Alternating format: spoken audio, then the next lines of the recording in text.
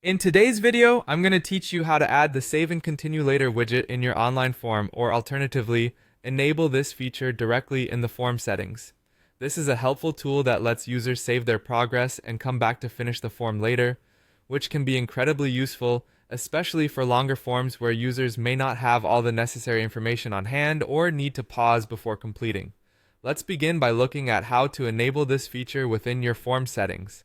First, you'll want to access your form builder tool or platform. This could be any online form builder you are currently using. Once you've located your form, open it up to start editing. At this point, you should look around for the settings menu or tab within the form builder interface.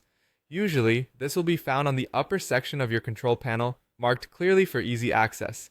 Once there, navigate to the options related to user functionality and features. You might see something like Advanced Settings or Form Options. Select this section as it usually contains more detailed settings for various functionalities. Within these options, you should see an option that mentions Save and Continue Later, or something similar. It might be a checkbox or toggle switch. To activate this feature, simply check the box or turn the switch on. This will enable the Save and Continue functionality, making it visible to all users filling out the form. Once enabled, you'll want to save your settings to ensure that this new functionality sticks.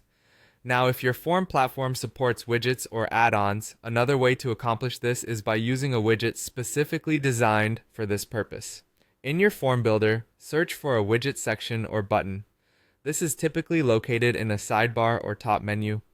Look for a widget that mentions saving and continuing later or any similar keywords. Once you find this widget, click to add or drag it into your form. Placement can depend on your form structure, but it's typically best to position it at the beginning of the form or near sections that might take longer to fill out. This ensures that users notice it early in the process and can take advantage of it as needed. After placement, be sure to test the form yourself to confirm that the widget functions correctly.